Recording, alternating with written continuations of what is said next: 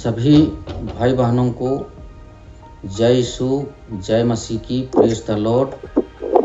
मैं आपका भाई लिबनुस लकड़ा आप सभी भाई बहनों को, माता पिताओं को प्रभु यीशु मसीह के नाम में स्वागत करता हूं, वेलकम करता हूं। और मैं विश्वास करता हूं कि आप सभी भाई बहन, माता पिता प्रभु यीशु मसीह में बढ़ रहे हैं, वचन में बढ़ रहे हैं, प्रभु यीशु मसीह के डील डोल में बढ़ रहे हैं, प्रभु के पहचान में बढ़ रहे हैं और परमेश्वर के ज्ञान में, वचन के ज्ञान में और प्रभु यीशु मसीह के पहचान में, परमेश्वर के पहचान में बढ़ रहे हैं और वचन के अनुभव में बढ़ रहे हैं और प्रभु के प्रेम में, विश्वास में बढ़ रहे हैं। तो दोस्तों, आज का विषय है कि हम इस पृथ्वी में परदेसी हैं। तो वचन साफ साफ कहता है कि हम इस पृथ्वी में परदेसी हैं। तो हम खोलेंगे पहला पतरस अध्याय 2 का 11 वचन में एक बार देखते हैं। तो आप इस पृथ्वी में परदेसी हैं कि इस पृथ्वी के ही हैं आप लोग? तो परदेसी हैं। हम इस पृथ्वी में परदेसी हैं। हमारा स्वदेश कहाँ है? स्वर्ग में है। तो हर एक जन हमको स्वर्गीय बनना है, स्वर्ग राज में हमको प्रवेश करने के योग अपने आप को बनाना है, अपने स्वभाव को बनाना है। और पिता ने अपने स्वभाव को, अपने प्रेम को, अपनी आज्ञा को, अपनी इच्छा को प्रभु यीशु मसीह के द्वारा अपने वचन को देधारी करके हमारे बीच में प्रकट कर दिया है और कहता है कि उसके पीछे चलना है, क्योंकि प्रभु ही हमारा मार्ग है, सत्य है, जीवन है। प्रभु यीशु मसीह कहते हैं कि जगत की ज्योति मैं हूँ और जो मेरे पीछे होलेगा वो अंधकार में ना चलेगा। तो प्रभु यीशु मसीह यही बता रहे हैं कि यदि कोई मेरे पीछे आना चाहता है, मेरा चेला बनना चाहता है, तो अपने आप का इनकार करे, आत्म त्याग करे और यातनाओं का क्रूस उठाकर मेरे पीछे हो ले। क्योंकि जो अपना प्राण बचाने की कोशिश करेगा वो अपना जीवन खो देगा, आत्मिक जीवन खो देगा। परंतु जो मेरे लिए और सुसमाचार के लिए, परमेश्वर के राज के लिए अपने आप को समर्पित करेगा, वह जीवन पाएगा और बहुतायत का जीवन पाएगा। प्रभु यीशु मसीह कहते हैं कि इस संसार का धन, मतलब किसी के पास धन की बहुतायत से किसी के जीवन की रक्षा नहीं हो सकती, उसका आत्मिक जीवन नहीं बच सकता, उसका आत्मा नहीं बच सकता। इसलिए प्रभु यही कहते हैं कि स्वर्गीय वस्तुओं की खोज में रहिए, स्वर्गीय वस्तुओं, स्वर्गीय धन की खोज करिए, स्वर्ग में धन इकट्ठा करिए जो आपको जीवित रखेगा, बलवंत रखेगा अनंत काल तक के लिए। तो हम लोग चलते हैं इस जो हमारा आज का जो टॉपिक है कि हम इस पृथ्वी में एक परदेसी हैं। तो एक वचन खोलेंगे हम, पहला पतरस अध्याय 2 का 11 वचन। संत पतरस कहते हैं कि हे प्रियो, मैं तुमसे विनती करता हूँ कि तुम अपने आप को परदेसी और यात्री जानकर उन सांसारिक अभिलाषाओं से जो आत्मा से युद्ध करती है बचे रहो। तो संत पतरस यही कह रहे हैं कि हे प्रियो, मतलब हर एक मनुष्य को कह रहे हैं, मानव जाति को, हर एक संसार के लोगों को कह रहे हैं, सबको इंडिकेट कर रहे हैं, सबको वचन या सुसमाचार दे रहे हैं कि हे प्रियो, मैं आपसे विनती करता हूं कि तुम अपने आप को परदेसी और यात्री जानकर उन सांसारिक अभिलाषाओं से जो आत्मा से युद्ध करती है बचे रहो। क्योंकि अन्य जातियों में तुम्हारा चाल चलन भला हो, ताकि जिन जिन बातों में वे तुम्हें कुकर्मी जानकर बदनाम करते हैं, वे तुम्हारे भले कामों को देखकर उन्हीं के कारण कृपा दृष्टि के दिन परमेश्वर की महिमा करें। तो संत पतरस हमें सचेत कर रहे हैं, समझा रहे हैं कि हे प्रियो, अपने आप को परदेसी जानो, अपने आप को परदेसी समझो और यात्री समझो और उन सांसारिक अभिलाषाओं से, सांसारिक जीवन की अभिलाषाओं से, शारीरिक भोग विलास से, जीवन की चिंताओं से, पृथ्वी की चिंताओं से, पृथ्वी के जीवन की चिंताओं से हमको मतलब बचे रहो कहता है संत पतरस। तो और जो कहता है कि जो आत्मा से युद्ध करती है, क्योंकि हमारा लड़ाई किससे है? जो ये वचन में जो संत पतरस प्रकट कर रहा है कि उन सांसारिक अभिलाषाओं से, उन शारीरिक अभिलाषाओं से जो आत्मा से युद्ध करती है, उनसे बचे रहो कहता है। तो हम लोग बार बार पढ़ते हैं, जिससे गलतियों के नाम पत्री में भी हम पढ़ते हैं, गलतियों के नाम पत्री अध्याय 5 का 16-17 वचन में, कि आत्मा शरीर के विरुद्ध में इच्छा करता है और शरीर आत्मा के विरुद्ध में इच्छा करता है, दोनों एक दूसरे के विरोधी हैं। तो हमारा जो असली लड़ाई कहाँ पे है? हमारे अंदर है। हमारा जो लड़ाई, युद्ध का मैदान मनुष्य के अंदर ही है। मतलब शरीर और आत्मा के बीच। शरीर संसार की अभिलाषा करता है, पाप की अभिलाषा करता है, हमको संसार की ओर खींचता है। और आत्मा, जो आपके अंदर दो शरीर है, दो जीवात्मा है, दो राज है, दो स्वभाव है। तो जो आत्मा है वो परमेश्वर के राज की ओर खींचता है, स्वर्ग राज की ओर खींचता है, परमेश्वर की ओर खींचता है।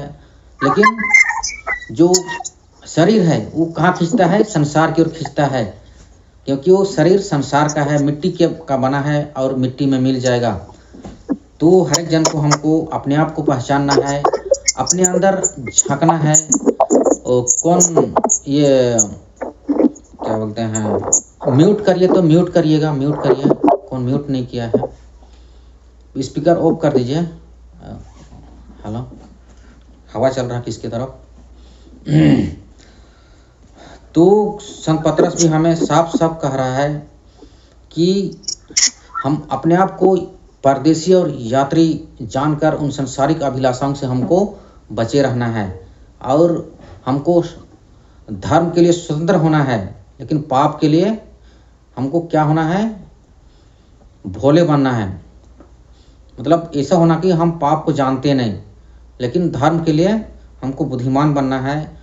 मतलब परमेश्वर की आज्ञाओं पर हमको बुद्धिमान होना है। परमेश्वर की इच्छा जो प्रकट किया है उसके लिए हमको हमारे अंदर ज्ञान होना चाहिए, बुद्धिमान होना चाहिए। और हम जैसे प्रभु यीशु मसीह पाप से अज्ञात था, उसी प्रकार हमको भी पाप से दूर रहना है, पाप के माहौल से दूर रहना है। अपने अंदर जो पाप का जो स्वभाव, उस स्वभाव को हमारे अंदर से दूर करना है। और वो दूर कौन करेगा? वो दूर करेगा प्रभु यीशु मसीह करेगा, मतलब वचन करेगा। इसलिए हर एक जन को हमको वचन के पास आना है, वचन में जुड़े रहना है, वचन से हमको लिपटे रहना है। क्योंकि हम सब आत्मा है और हमारा संबंध, हमारा रिश्ता, हमारा कनेक्शन वचन के साथ है। हमारा आत्मिक भोजन, हमारा आत्मिक खुराक, हमारा जीवन की रोटी परमेश्वर का वचन है, अर्थात प्रभु यीशु मसीह। इसलिए प्रभु यीशु मसीह ने कहा है कि मैं तुमसे सच सच कहता हूँ कि जब तक मनुष्य का पुत्र का मांस ना खाओ और उसका लहू ना पियो, तुम में जीवन नहीं। जो मेरा मांस खाता और मेरा लहू पीता, अनंत जीवन उसी का है, और मैं उसे अंतिम दिन फिर जिला उठाऊंगा। जो मेरा मांस खाता है और मेरा लहू पीता है, वह मुझ में स्थिर बना रहता है और मैं उसमें। जैसे जीवित पिता ने मुझे भेजा है और मैं पिता के कारण जीवित हूँ, वैसा ही जो मुझे खाएगा और मुझे पिएगा, मेरा लहू पिएगा, मेरे कारण जीवित रहेगा। तो मैं विश्वास करता हूँ आप लोगों ने इस वचन को अच्छी तरह समझ लिए हैं। मांस और लहू क्या है? जो आदि में वचन था, वचन परमेश्वर के साथ था और वचन ही परमेश्वर था। वही वचन मांस और लहू बना और प्रभु यीशु मसीह परमेश्वर का वचन है। इस चीज़ को, इस वचन को हमने अच्छी तरह समझ लिया। और हमारा संबंध, हमारा रिश्ता, हमारा कनेक्शन, हम एक आत्मा है और हमारा संबंध वचन से है। और आत्मा का प्रकटीकरण वचन है। जैसे प्रभु यीशु मसीह मत्ती 4:4 में भी कहते हैं कि मनुष्य केवल रोटी से ही नहीं, परंतु परमेश्वर के मुख से निकला हुआ हर एक वचन से जीवित रहेगा। तो हर एक जन को हमको प्रभु यीशु मसीह के वचन को समझना है, क्योंकि प्रभु ने अपने वचन को दृष्टांत कथाओं में प्रकट किया है। क्योंकि संसार में दोनों बीज मतलब साथ साथ बढ़ रहे हैं, जंगली बीज भी साथ साथ बढ़ रहे हैं, और जंगली बीज और अच्छे बीज दोनों साथ साथ बढ़ रहे हैं। परमेश्वर के संतान और दुष्ट के संतान दोनों साथ साथ बढ़ रहे हैं, दोनों साथ साथ चल रहे हैं। क्योंकि जीवन एक परीक्षा है, एक इम्तिहान है। इसलिए हम इस जीवन में सिद्ध होने के लिए आए हैं, इस पृथ्वी में सिद्ध होने के लिए आए हैं। हम हर प्रकार की परीक्षाओं में, बाधाओं में से हम गुजरना पड़ेगा। क्योंकि प्रभु कहता है कि हर एक जन को नमक से नमकीन किया जाएगा और हमको सिद्ध किया जाएगा। जैसे हम पढ़ते हैं कई बार आपने सुना है दृष्टांत के रूप में कि जैसे सोना को आग में तपाया जाता है, जलाया जाता है, गलाया जाता है, पीटा जाता है, तब एक शुद्ध सोना निकलता है। उसी प्रकार दोस्तों हम इस पृथ्वी में एक परीक्षा में आए हुए हैं, सिद्ध होने के लिए आए हुए हैं।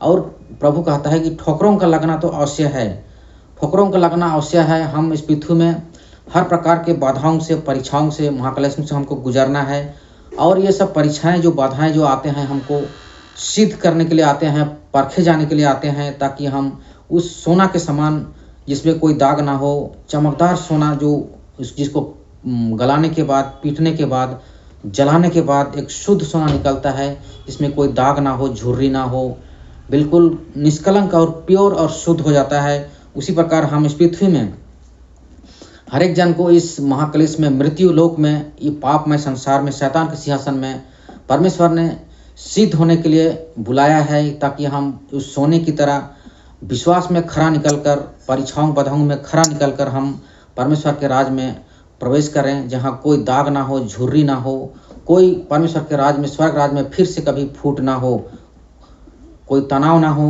कोई विरोध ना हो। इसलिए प्रभु ने हर एक जन को स्वतंत्रता दिया है, आज़ादी दिया है कि चुन ले किसको चुनता है।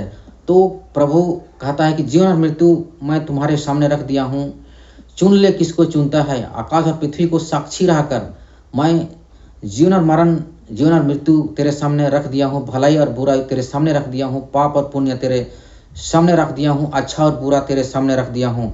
चुनाव कर ले, कौन सा मार्ग चुनाव करना चाहता है। मैं संकीर्ण मार्ग और चौड़ा मार्ग दोनों आपके सामने है, चुन ले कौन सी मार्ग पर चलना चाहता है। लेकिन प्रभु कहता है कि तुम जीवन को ही चुनो, क्योंकि मैं जीवन देने आया हूँ, उद्धार देने आया हूँ। प्रभु ने हमारे लिए, हमें बचाने के लिए, नरक से बचाने के लिए, उस महाभयानक मृत्यु से बचाने के लिए प्रभु ने हमारे लिए लहू बहाया, दुख उठाया, कोड़े खाए, मार खाए, जिससे हम आत्मा में चंगे हो जाएं, उस शैतानी स्वभाव से चंगे हो जाएं प्रभु के पवित्र लहू के द्वारा। तो हम इस पृथ्वी में परदेसी हैं, यात्री हैं। इसलिए हमको जो हमसे जो युद्ध करती है शरीर की अभिलाषाएं, आँखों की अभिलाषाएं, संसार की अभिलाषाएं, उनसे हमको बचे रहना है, उस पर जयवंत होना है। और जयवंत होने के लिए परमेश्वर ने अपने जो एक शक्तिशाली हथियार जो अपना वचन है उसको हमको दे दिया है, ताकि देधारी कर दिया, ताकि हम उस पर विश्वास करके, उसके पीछे चलकर, उसकी आज्ञाओं को पालन करके, उस पर विश्वास करके हम संसार पर जय पा सकें, शरीर पर जय पा सकें, शैतान पर जय पा सके, पाप पर जयवंत हो सकें। और हम जयवंत होकर हम स्वर्गराज में बड़े आनंद के साथ ज्योति के राज में प्रवेश कर सकें। तो मैं विश्वास करता हूँ कि आप सभी भाई बहन, माता पिता इस वचन को समझ रहे हैं कि हम एक परदेसी हैं। तो हम लोग और एक रेफरेंस देखते हैं, और एक वचन खोलते हैं, फिलिपियों की पत्री अध्याय 3 का 20 वचन में हम खोलते हैं फिलिपियों की पत्री। तो किसी को डाउट तो नहीं है कि हम इसी संसार के हैं? हेलो, किसी को डाउट तो नहीं है कि हम इसी संसार के हैं? यहाँ का परदेसी हैं हम। हाँ, हमारा अनंत काल का स्वदेश तो स्वर्गराज है। हम परमेश्वर के स्वरूप में बनाए गए हैं, और हम एक आत्मा है। जैसे पिता एक आत्मा है, हमारा पिता परमेश्वर है, वो आत्मा है, वैसे ही हम भी एक आत्मा है। और हम ये संसार जो है वो फ्लैश है, नाश्वर संसार है। संसार एक सृष्टि है, समझ रहे हैं? शरीर भी सृष्टि है, परमेश्वर का बनाया हुआ, मिट्टी से बनाया हुआ है। लेकिन हम परमेश्वर के अंदर से निकले हुए हैं, उसके अंग हैं, उसके स्वरूप में बनाए गए हैं, समझ रहे हैं? तो हमारा स्वदेश स्वर्ग में है, हमारा निज देश स्वर्ग में है, हमारा अनंत काल का निवास स्वर्ग में है। तो फिलिपियों की पत्री किसी को मिला है?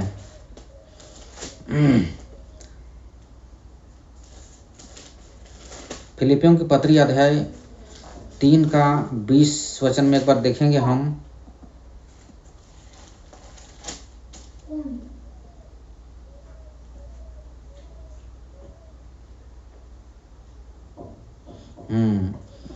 फिलिपियों की पत्री अध्याय 3 का 20 वचन हम एक बार देखेंगे।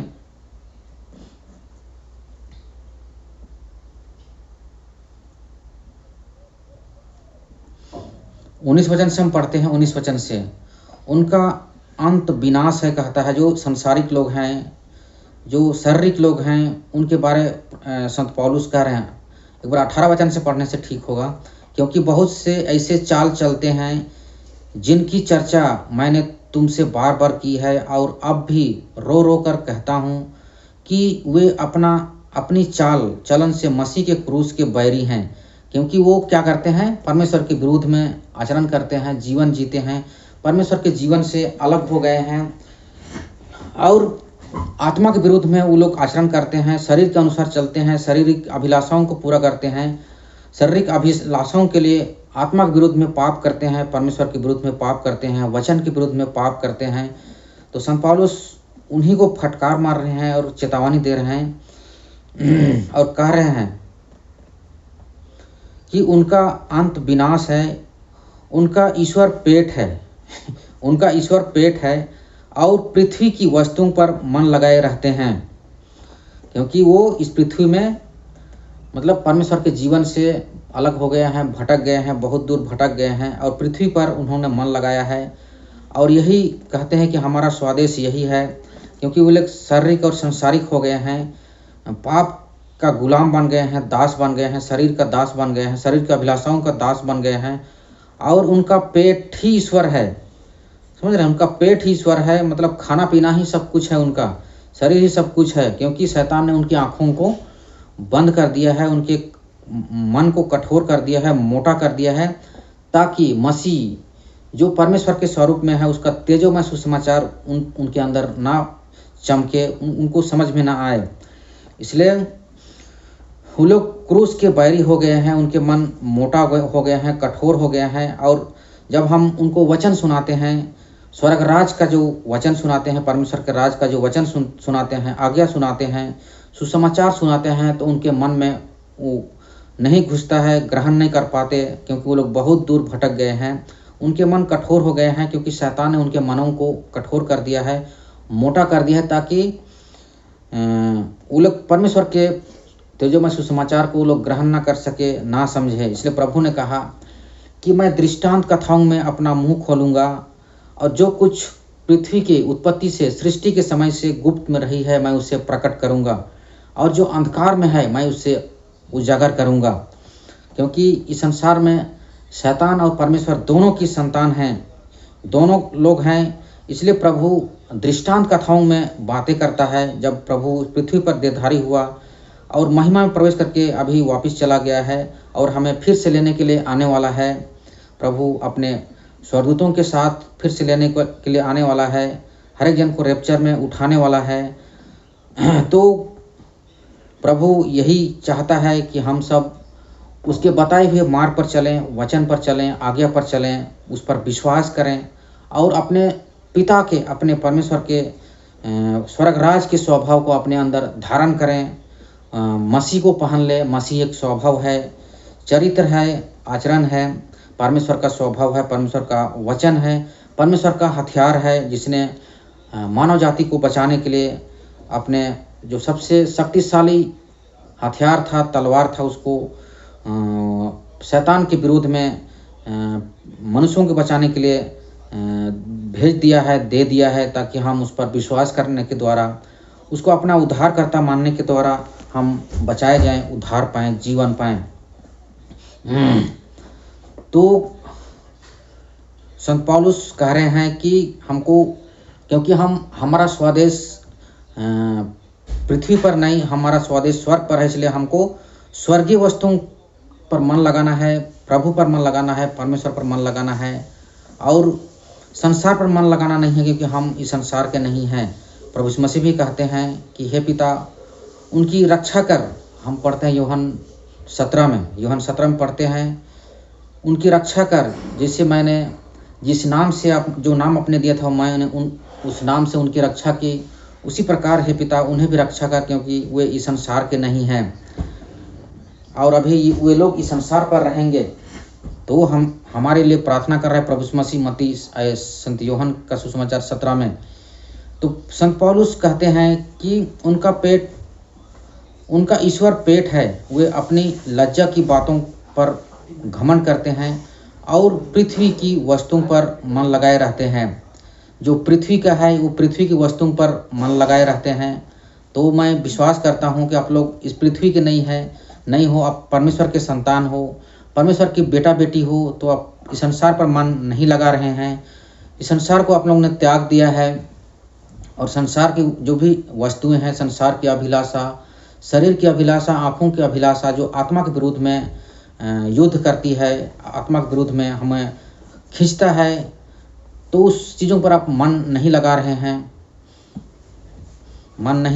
और स्वदेश पर मन लगा रहे हैं। तो संत पौलुस 20 वचन में कहते हैं कि पर हमारा स्वदेश तो स्वर्ग पर है और हम एक उद्धारकर्ता प्रभु यीशु मसीह के वहाँ से आने की बाट जोह रहे हैं। तो आप लोग सब बाट जोह रहे हैं कि नहीं जोह रहे हैं? आप तैयार हुए हैं कि नहीं हुए हैं स्वदेश को जाने के लिए? वो आप ही लोग जानेंगे। अपने अंदर परखिए, जांचिए कि क्या मैं तैयार हूँ, कि मैं उन 5 मूर्ख कुंवारियों की तरह, नासमझ कुंवारियों की तरह संसार की वस्तु में मन लगाकर खूब इंजॉय, भोग विलास, नाच रहे हैं, गा रहे हैं, शरीर पर मन लगा रहे हैं। तो प्रभु वैसे लोगों को कहता है, मूर्ख कहता है, निर्बुद्धि कहता है। जो प्रभु के वचन को सुनते हैं और नहीं मानते हैं, प्रभु उनको निर्बुद्धि मनुष्य के समान कहता है, मूर्ख मनुष्य कहता है। लेकिन जो प्रभु के वचन को सुनते हैं, विश्वास करते हैं, ग्रहण करते हैं, उस पर चलते हैं, आचरण करते हैं, उसको प्रभु कहता है एक बुद्धिमान और समझदार मनुष्य। तो हम परमेश्वर के संतान हैं, प्रभु के बेटा बेटी हैं, भाई बहन हैं, मित्र हैं। तो हमको एक बुद्धिमान और समझदार मनुष्य बनना है, स्वर्गीय वस्तुओं की खोज में लगे रहना है, स्वर्गीय वचन की खोज में लगे रहना है, परमेश्वर के राज की समझ में हमको बढ़ना है, उसके अनुभव में बढ़ना है और अपने अंदर परमेश्वर के राज को, वचन के राज को, प्रभु यीशु मसीह के राज को हम अपने अंदर स्थापित करना है अपने अंदर। तो संत पौलुस भी इसमें यही कह रहे हैं कि पर हमारा स्वदेश तो स्वर्ग में है, स्वर्ग पर है।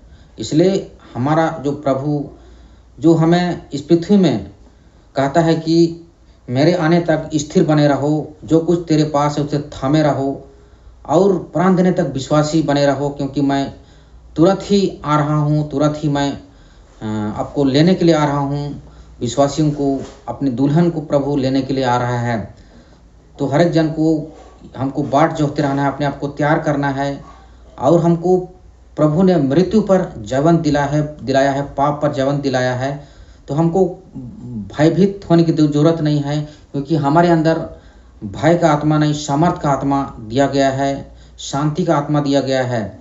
तो प्रभु हमें सामर्थ देगा, शक्ति देगा, हम उस पर विश्वास करें, प्रभु के पास है उसमें जुड़े रहें और हम अनंत काल के लिए शैतान को और उसके सिर को हम कुचल डालेंगे। वह अपनी शक्ति के उस प्रभाव के अनुसार जिसके द्वारा वह सब वस्तुओं को अपने वश में कर सकता है, हमारे दीनहीन देह का रूप बदलकर अपनी महिमा की देह के अनुकूल बना देगा। तो प्रभु के लिए कुछ भी असंभव नहीं है और उस पर विश्वास करने वालों के लिए भी कुछ भी असंभव नहीं है। हम अपने आप से कुछ नहीं कर सकते। प्रभु कहता है कि मनुष्यों के से तो असंभव है, लेकिन परमेश्वर के लिए कुछ भी असंभव नहीं। इसलिए हर एक जन को हमको प्रभु से एक होना है, प्रभु में एक होना है, एक आत्मा होना है, ताकि हम प्रभु के साथ एक होकर हम शैतान पर जय पा सकें, शरीर पर जय पा सकें, शैतान पर जय पा सकें, पाप पर जयवंत हो सकें। तो हर एक जन को हमको प्रभु के पास आना है। तो मैं विश्वास करता हूँ कि आप सभी भाई बहन सुनने वाले इस वीडियो को बिल्कुल समझ रहे हैं। जिसे हम लोग चर्चा कर रहे थे कि 2 कुरिन्थियों अध्याय 5 का 1 वचन में हम पढ़ते हैं कि हमारा पृथ्वी पर का डेरा गिराया जाएगा। एक बार 2 कुरिन्थियों खोलेंगे 5 का 1 वचन। 2 कुरिन्थियों, जो हम लोग नहीं समझ रहे थे ना कि हमारा डेरा, पृथ्वी पर का डेरा क्या है। तो 2 कुरिन्थियों खोलिएगा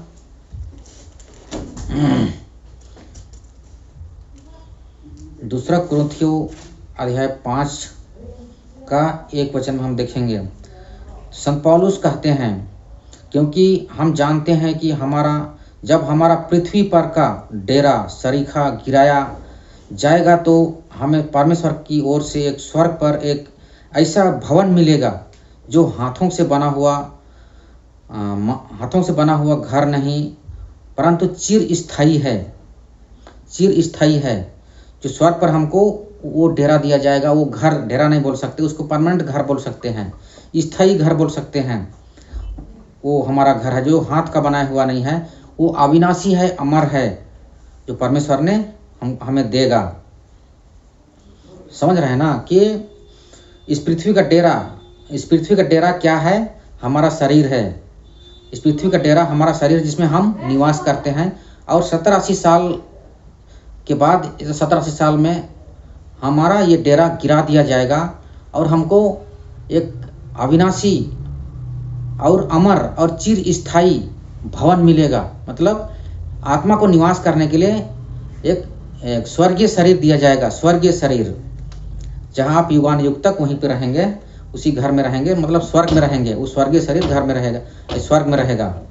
समझ रहे हैं? तो वही संत पौलुस समझा रहे हैं कि परमेश्वर की ओर से स्वर्ग पर एक ऐसा भवन मिलेगा जो हाथों से बना हुआ घर नहीं पर चिर स्थायी, मतलब परमानेंट है, स्थायी है, वो कभी नाश नहीं होगा। स्वर्गीय शरीर, स्वर्गीय घर जो एक आत्मा का घर है। समझ रहे हैं ना? अपने स्वर्गीय घर को पहन लें। हम तो इस घर में, मतलब इस टेम्पोररी घर में, डेरा में हम कराहते रहते हैं, मतलब दुख पीड़ा उठाते रहते हैं, दुख खाते रहते हैं, क्योंकि सब मनुष्य के अंदर जो दुख और पीड़ा आने का कारण, बीमार आने के कारण शरीर ही है। क्योंकि ये क्या है? नाश्वर है, सृष्टि है ये। और बड़ी लालसा रखते हैं कि हम अपने स्वर्गीय घर को पहन लें, कि इसके पहनने से हम नंगे ना पाएं। समझ रहे हैं? इसको पहनने से, स्वर्गीय घर को पहनने से हम नंगे ना पाए जाएं। और हम इस डेरे में रहते हुए बोझ से दबे हुए कराहते रहते हैं। बोझ से दबे हुए मतलब ये संसार का जो शरीर है, नाश्वर शरीर क्या है? मतलब ये शरीर में पाप बसा हुआ है, जो मनुष्य को दुख ही दुख देता है, जो मृत्यु की ओर लेकर चलता है, बीमार की ओर जाते हैं। पाप बीमार कैसे आता है? पाप के कारण बीमार आता है। पहले मनुष्य का मन अंदर से अशुद्ध होता है। पहले शैतान की जो अशुद्ध आत्माएं मनुष्य के अंदर राज करता है, आत्मा को गुलाम बनाता है, आत्मा को वश में करता है, मन को वश में करता है, और सब मन को अशुद्ध करके बिल्कुल अंदर पहले बीमार करता है, अशुद्ध करता है, कैंसर से भर जाता है, अपने स्वभाव रूपी कैंसर से, शैतानी स्वभाव रूपी कैंसर से भर देता है। फिर वही चीज़ अशुद्धता जब पाप बढ़ जाता है तो शरीर में प्रकट होता है बीमार के रूप में, वही अशुद्धता है। जब कोई बीमार होता है तो समझो वो मनुष्य एक पाप के कारण बीमार है। वो पहले मन में अशुद्ध हुआ है, उसके अंदर शैतान का राज है, अशुद्ध आत्माओं का राज है, और वो उनको राज कर रहे हैं, उनको चला रहे हैं। और सब अशुद्ध आत्माएं जब पाप उसके अंदर बढ़ जाते हैं, आत्माओं का सेनाएं बढ़ जाते हैं, तो वही जब बढ़ जाता है तो अंदर का जो अशुद्धता है वो बाहर दिखाई देता है बीमार के रूप में। इसलिए प्रभु यीशु मसीह ने जितनों को चंगा किया अपने शब्द से, वचन से, उनको कहा कि फिर से पाप ना करना, कहीं इससे और ज़्यादा बड़ी बीमारी ना आ जाए। समझ रहे हैं? इसलिए पहले अंदर शुद्ध हो जाओ, देखो बाहर भी सब कुछ शुद्ध हो जाएगा। सब बीमारी का जड़, मेन जड़ दुष्ट आत्मा है, जो मन को पहले अशुद्ध करता है, अंदर अशुद्ध करता है, फिर बाहर प्रकट होता है वो बीमार। जैसे हम पढ़ते हैं ना याकूब की पत्री में हम पढ़ते हैं कि याकूब की पत्री खोलिएगा एक बार। याकूब की पत्री अध्याय 1 में आपको मिलेगा।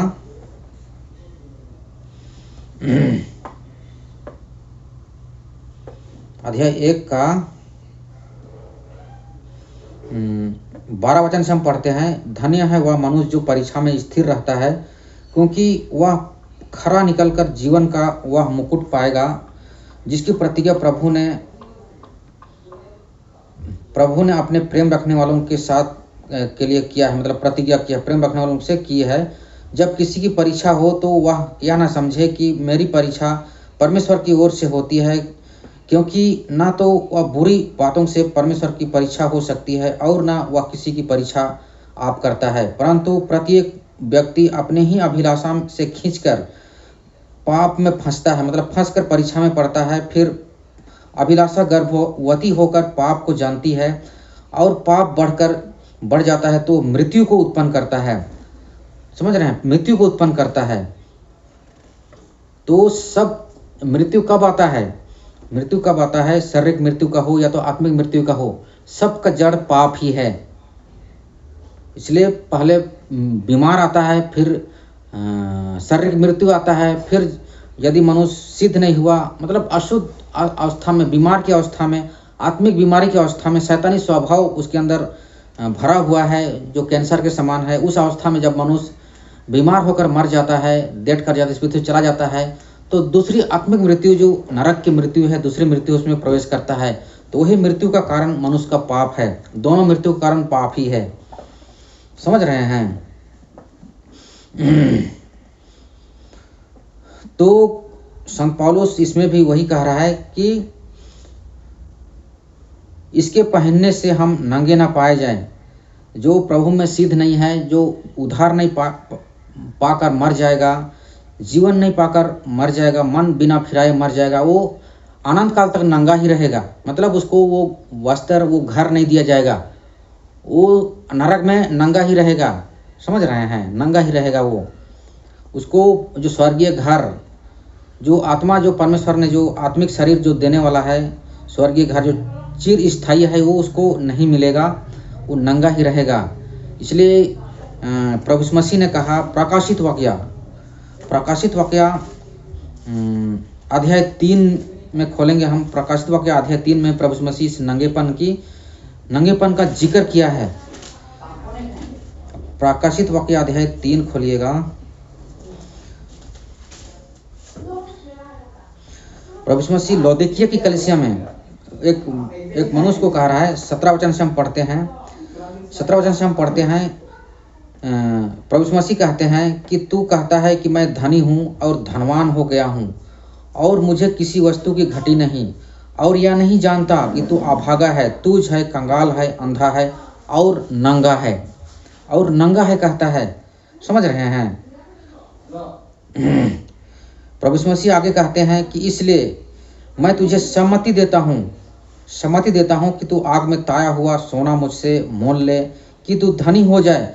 स्वर्गीय धन जो आग से ताया हुआ है, परमेश्वर का वचन, उसको ले ले। जो स्वर्गीय धन है, जो प्रेम, आनंद, शांति, धीरज, सहनशीलता, कृपा, भलाई, विश्वास, नम्रता, कोमलता, जो स्वर्गीय धन है, उस धन को ले ले जो ताया हुआ है, जो अविनाशी है, अमर है, जिस धन को कोई चुरा नहीं सकता। कई नहीं बिगड़ते, कई नहीं लगते, सड़ते नहीं, वो अविनाशी और अमर धन है। उस धन को जो ताया हुआ है, उस सोना को ले ले, कहता है प्रभु यीशु मसीह, कि तू धनी हो जाए। और श्वेत वस्त्र ले ले कि पहनकर तुझे अपने नंगेपन की लज्जा ना हो, और आंखों में लगाने के लिए सुरमा ले ले। तो जैसे हम शरीर में सुरमा, उसको कहा है परमेश्वर प्रभु ने काजल तो सुरमा कहा है, लेकिन हमारे लिए आत्मिक शरीर के लिए, आत्मिक आँख के लिए काजल क्या है? परमेश्वर का वचन है। वचन हमारे लिए आँख है, उजाला है। समझ रहे हैं?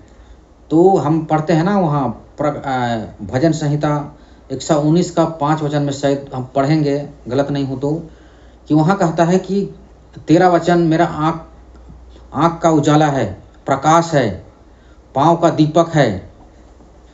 तो यहाँ जो प्रभु यीशु मसीह कहना चाह रहे हैं कि आँखों में लगाने के लिए सुरमा ले लें, अर्थात काजल। तो हम एक आत्मा है, हमारे अंदर एक आत्मिक शरीर भी है। आत्मिक शरीर हमको दिया जाएगा, अभी हम आत्मा में हैं।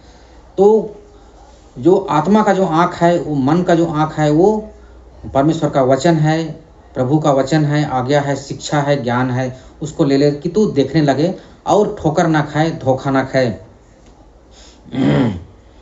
तो मैं विश्वास करता हूँ कि नंगापन प्रभु उसी को कह रहा है जो उद्धार नहीं पाता है, जो सिद्ध नहीं होता, जो पवित्र नहीं होता, वचन वचन से ढके नहीं है, प्रभु के वाड़ा से ढका नहीं है, प्रभु के स्वभाव से, धार्मिकता के स्वभाव वस्त्र से, धार्मिकता के वस्त्र से जो ढका नहीं है, उस सब के सब नंगे पाए जाएंगे। इसलिए प्रभु कहता है उस नंगेपन से तुम्हें लज्जा ना हो। इसलिए वचन ले ले, परमेश्वर के स्वभाव को पहन ले, प्रभु मसीह को पहन ले, जिसे तू नंगापन ना दिखा दे, मतलब नंगेपन का एहसास ना हो, तू लज्जा ना हो। तो हम लोग आगे देखते हैं। तो हम सब परदेसी हैं। तो जैसे हम उत्पत्ति 1:26 में पढ़ते हैं कि परमेश्वर ने अपने मनुष्य को अपने स्वरूप में बनाया है, अपनी समानता में बनाया है। तो परमेश्वर जो स्वर्ग में है, हमारा पिता है, जो स्वर्ग में अपने स्वरूप में बनाया है।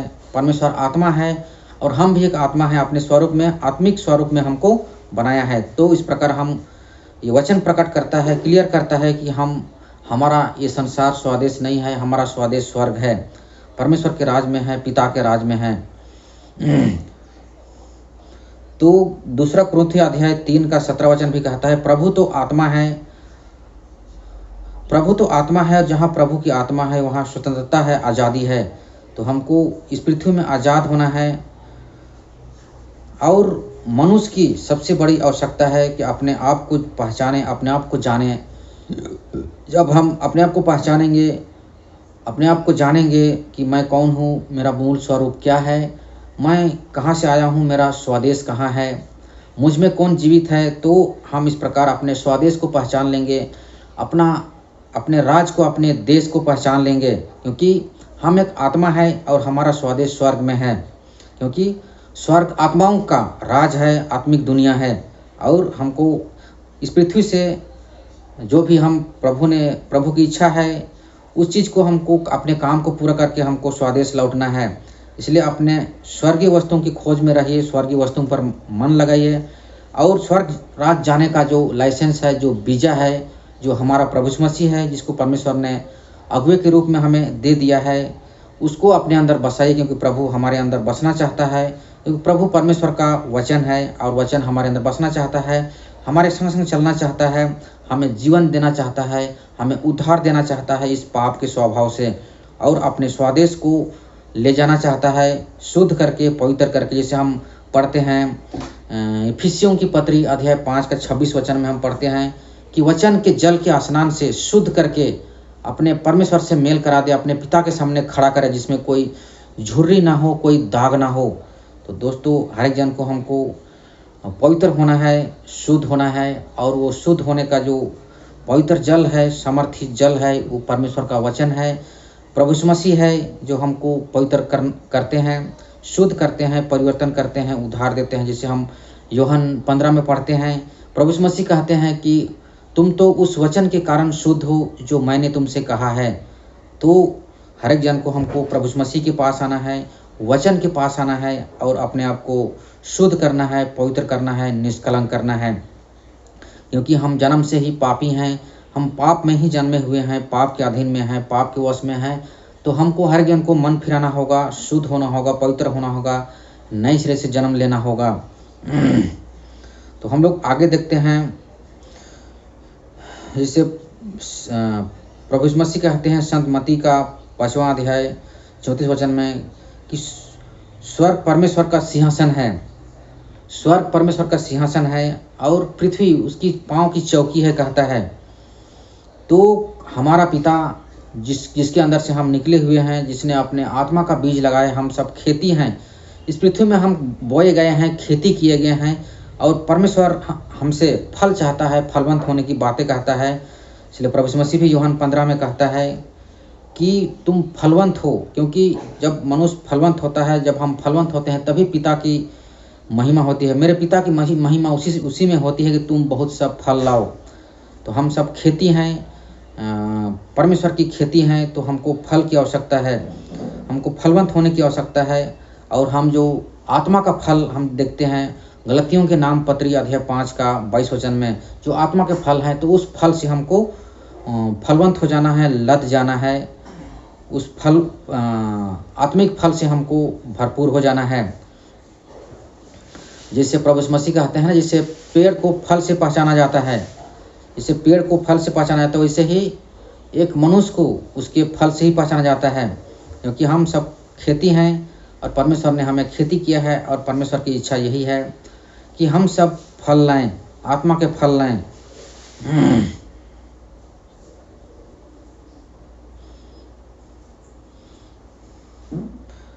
तो प्रभु यीशु मसीह फिर से मत्ती 6:19 वचन में कहते हैं कि पृथ्वी पर धन इकट्ठा ना करो, पृथ्वी पर धन इकट्ठा ना करो, क्योंकि तुम इस पृथ्वी के नहीं हो, तुम्हारा घर स्वर्ग में है, तुम्हारा स्वदेश स्वर्ग में है। इसलिए प्रभु कहते हैं स्वर्ग में धन इकट्ठा करो, जहाँ कोई चोर चोरी नहीं कर सकता, कीड़े नहीं लगते, काई नहीं लगते, चोर सेंध नहीं लगा सकते, वो अमर है, अविनाशी धन है। तो हम प्रभु यीशु मसीह हमें इसलिए कह रहे हैं कि पृथ्वी पर धन इकट्ठा ना करो, क्योंकि तुम पृथ्वी के नहीं हो। इसलिए पृथ्वी संसारिक धन, नाश्वर धन, शारीरिक धन को इकट्ठा ना करो, तुम स्वर्ग में धन इकट्ठा करो, क्योंकि तुम स्वर्ग के हो, तुम्हारा स्वदेश स्वर्ग में है, जहाँ जो अविनाशी और अमर धन है, जो धन आपको अनंत काल तक जीवित रखेगा, जीवन देगा, बलवंत रखेगा। और जिसके पास स्वर्गीय धन है, परमेश्वर का स्वभाव है, परमेश्वर का गुण है, चरित्र है, वचन है, वो सबसे धनी मनुष्य है। जैसे रोमियो की पत्री मत्ती 23 में भी प्रभु यीशु मसीह कहते हैं, इस पृथ्वी पर किसी को पिता ना कहना, क्योंकि तुम्हारा स्वदेश स्वर्ग में है, तुम्हारा पिता स्वर्ग में है। तो मत्ती 23 का हम 9 वचन में पढ़ते हैं कि प्रभु यीशु मसीह कहते हैं ना, इस पृथ्वी में किसी को पिता ना कहना, इस पृथ्वी में किसी को स्वामी ना कहना, क्योंकि तुम्हारा एक ही पिता है जो स्वर्ग में है, तुम्हारा स्वामी एक ही है जो मसीहा है, एक ही गुरु है जो प्रभु है, तुम्हारा प्रभु है जो स्वर्ग में है।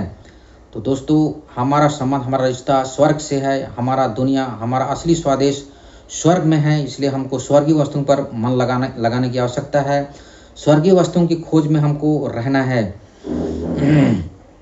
रोमियो की पत्री अध्याय 12 का 1-2 वचन कहता है कि इस संसार के सदृश ना बनो।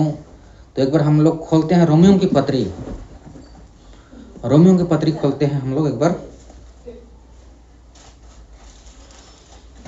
रोमियो की पत्री खोलिएगा, अध्याय 12 का 1-2 वचन में हम खोलेंगे। 2 वचन से हम पढ़ते हैं, संत पौलुस 2 वचन से हमें समझाते हैं, कहते हैं कि संसार के सदृश ना बनो, परंतु तुम्हारे मन के नए हो जाने से तुम्हारा चाल चलन भी बदलता जाए, जिससे तुम परमेश्वर की भली और भौती और सिद्ध इच्छा अनुभव से मालूम करते रहो। तो संत पौलुस हमें बताते हैं अपने वचन में कि संसार के सदृश ना बनो, क्योंकि हम इस संसार के नहीं हैं। हम इस संसार में एक डेरा में हैं, थोड़े दिन के लिए आए हुए हैं, परदेसी हैं। इस संसार के सदृश ना बनो, परंतु तुम्हारे मन के नए हो जाने से तुम्हारा चाल चलन भी बदलता जाए।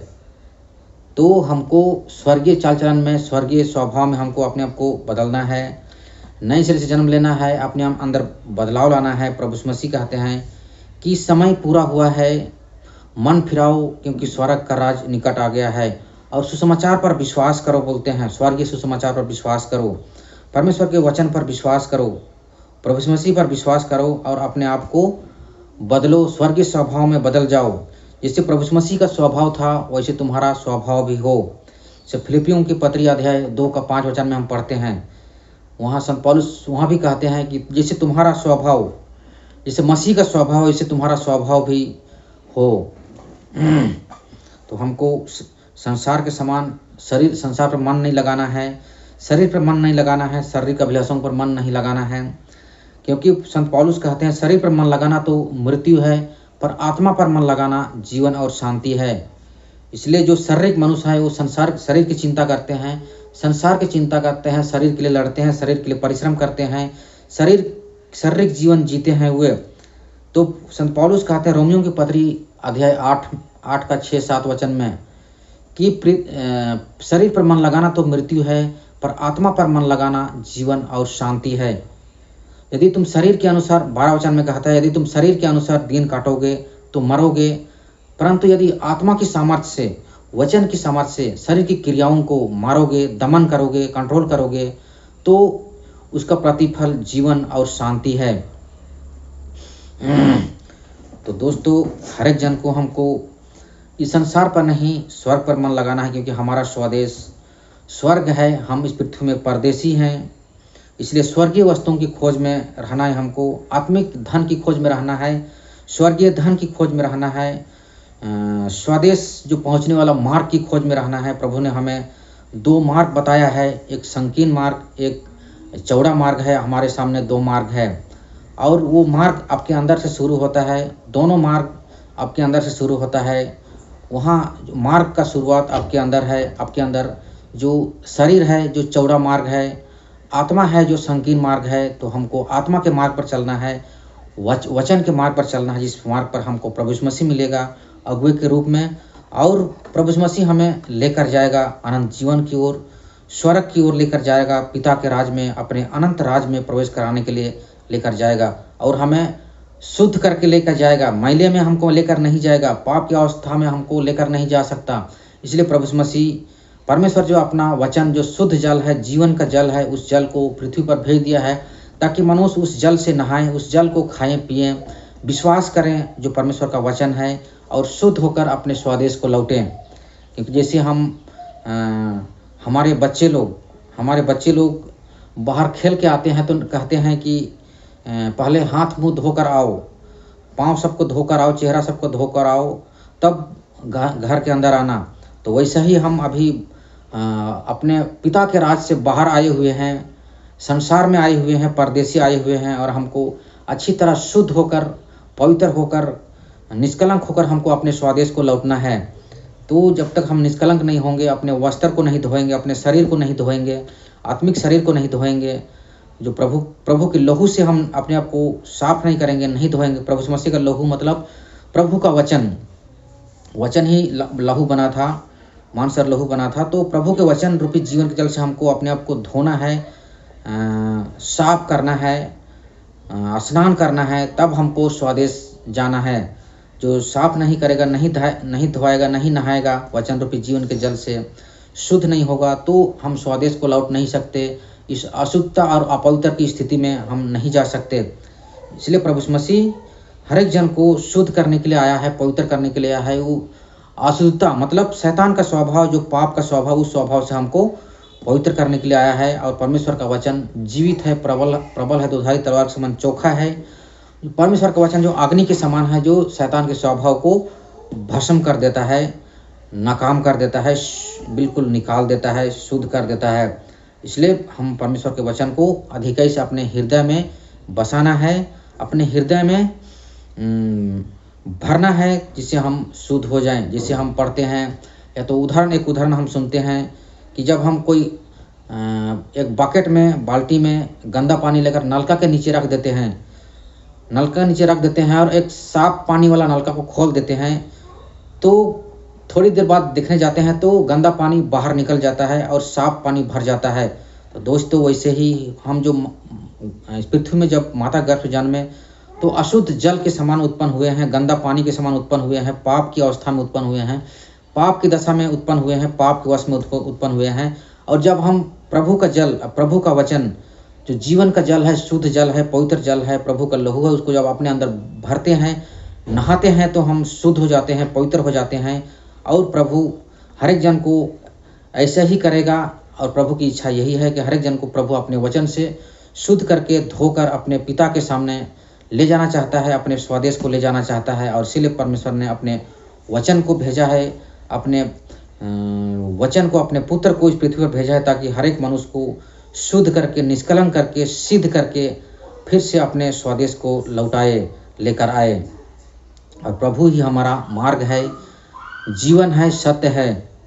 प्रभु ने, हम पढ़ते हैं यूहन्ना 14:6 में, प्रभु यीशु मसीह कहते हैं कि मैं ही मार्ग हूँ, मैं ही सत्य हूँ, मैं ही जीवन हूँ, मेरे द्वारा कोई पिता तक नहीं पहुँच सकता। जैसे प्रभु यीशु मसीह कहते हैं ये यूहन्ना 7:37 में कि यदि कोई प्यासा हो तो मेरे पास आकर पिए। पवित्र शास्त्र में आया है कि जो कोई मुझ पर विश्वास करता है या करेगा, उसकी अंतरात्मा में से, हृदय में से जीवन की जल की नदियाँ बह निकलेगी। जिसे हम पढ़ते हैं वहाँ यूहन 4 में हम वचन संख्या हमको याद नहीं आ रहा है, तो यूहन 4 में प्रभु यीशु मसीह सामरी स्त्री को कहता है कि जो इस जल को पिएगा, जो कुआं से जो नासवार जल को सामरी स्त्री निकल रही थी, बाल्टी से रस्सी से निकाल रही थी, तो प्रभु यीशु मसीह कहते हैं जो इस जल को पिएगा वो फिर प्यासा होगा, परंतु जो जल मैं दूंगा और उस जल को पीकर मनुष्य अनंत काल तक प्यासा ना होगा और उसमें एक श्रोता बन जाएगा जो अनंत जीवन के लिए उमड़ता रहेगा। तो दोस्तों, हमें प्रभु यीशु मसीह हमारा जीवन का जल है, हमारा जीवन की रोटी है, हमारा मार्ग है, सत्य है, जीवन है। तो हमको प्रभु यीशु मसीह को अपने अंदर बसाना है, जिससे हम शुद्ध और पवित्र हो जाएं।